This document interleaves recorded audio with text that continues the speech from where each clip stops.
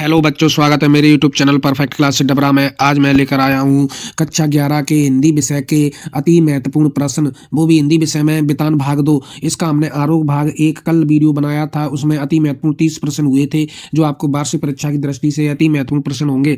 आज हम वितान भाग में अति महत्वपूर्ण प्रश्न देखेंगे जो वार्षिक परीक्षा की दृष्टि से वेरी मोस्ट होने वाले हैं। तो आइए चलते हैं कौन कौन से हमारे वेरी मोस्ट प्रश्न हैं, आगे चलते हैं, देखते हैं। आगे है प्रश्न नंबर 1।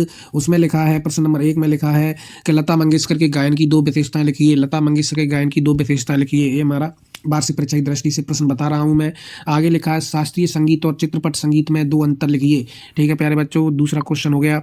अगला देखो प्रश्न नंबर 3। प्रश्न नंबर 3 आपको अवश्य ही वार्षिक परीक्षा में देखने को मिलेगा, क्योंकि देखो पालर पानी, पाताल पानी, रेजाड़ी पानी किसे कहा जाता है। तो ये पेपर में इन तीनों में से कोई ना कोई अवश्य जरूर पूछ लेगा कि पालर पानी किसे कहते हैं, पाताल पानी किसे कहते हैं, रेजाड़ी पानी किसे कहते हैं। तो आप इन तीनों को ही अवश्य याद करें।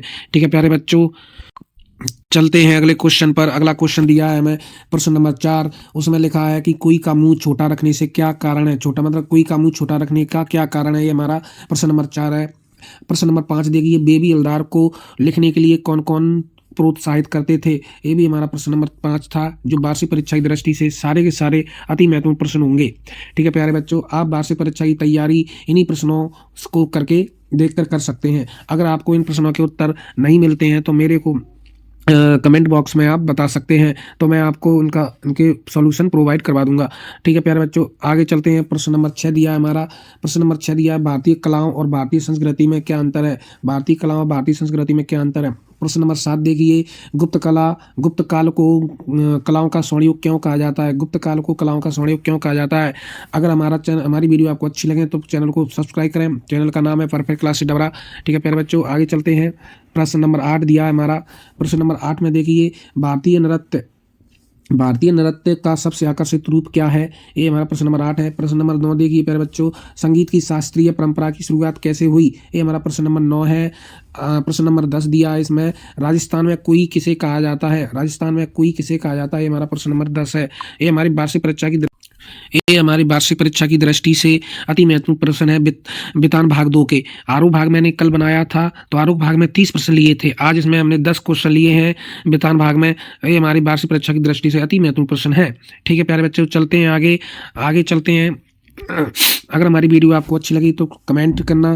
ठीक है प्यारे बच्चों, आगे लिखा है जनसंचार माध्यम और लेखन। अब जनसंचार माध्यम और लेखन से कौन कौन से प्रश्न महत्वपूर्ण है, ये हमने आपको लेकर आए हैं। तो चलते हैं कौन कौन से हैं। नंबर 1 दिया है, जनसंचार और माध्यम और लेखन में संचार किसे कहते हैं। अगला प्रश्न नंबर 2 दिया है, कूट वाचन या डिकोडिंग से आप क्या समझते हैं। प्रश्न नंबर 3 दिया है हमें, जनसंचार माध्यमों के 4 महत्वपूर्ण उद्देश्य लिखिए। 4 महत्वपूर्ण उद्देश्य लिखिए जो हमारे जनसंचार माध्यम और लेखन से अति महत्वपूर्ण प्रश्न है, जो वार्षिक परीक्षा में आपको पूछे जाएंगे। ठीक है प्यारे बच्चों, आगे चलते हैं। आगे प्रश्न नंबर 4 देखिए।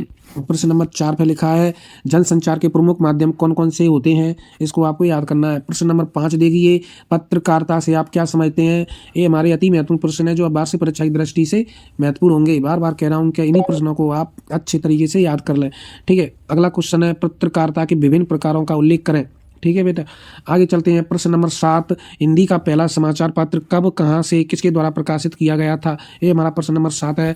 चलते हैं बच्चों आगे प्रश्न नंबर 8 दिया है, जनसंचार माध्यम और लेखन में। अगला प्रश्न नंबर 8 है, संपादन का क्या अर्थ है, संपादन का क्या तात्पर्य है। ठीक है प्यारे बच्चों, आगे चलते हैं। आगे दिया है प्रश्न नंबर 9, डायरी लेखन की 2 महत्वपूर्ण विशेषताएं कौन सी हैं। डायरी लेखन की 2 महत्वपूर्ण विशेषताएं कौन सी हैं, ये हमारा क्वेश्चन है प्रश्न नंबर 9। प्रश्न नंबर 10 देखिए, पटकथा से आप क्या समझते हैं, इसको समझाइए। ठीक है प्यारे बच्चों, आगे चलते हैं। औपचारिक पत्र कौन से होते हैं, औपचारिक पत्र कौन कौन से होते हैं, या इसकी परिभाषा भी पेपर में आपको देखने को मिल सकती है कि औपचारिक पत्र किसे कहते हैं। ठीक है प्यारे बच्चों, अगर वीडियो अच्छी लगे और आपको वार्षिक परीक्षा की दृष्टि से अति महत्वपूर्ण प्रश्न होने वाले हैं ये, और आपको वार्षिक परीक्षा की अभी से शुभकामनाएं। इसलिए आप वार्षिक परीक्षा से तैयारी से पेपर होने से पहले आप इन्हीं प्रश्नों को अवश्य पढ़ लें। ठीक है प्यारे बच्चों, आज के जो प्रश्न है आपके लिए बहुत ही महत्वपूर्ण प्रश्न है, जो आपको वार्षिक परीक्षा में अति आवश्यक रूप से याद करके जाना है, क्योंकि यही प्रश्न आपकी वार्षिक परीक्षा में आने वाले हैं। ठीक है प्यारे बच्चों, आप इन्हीं प्रश्नों को पढ़ के अवश्य जाएं। ठीक है प्यारे बच्चों, अगर हमारी वीडियो आपको अच्छी लगे तो चैनल को सब्सक्राइब करें, कमेंट करें, लाइक करें। ठीक है प्यारे बच्चों, जय हिंद।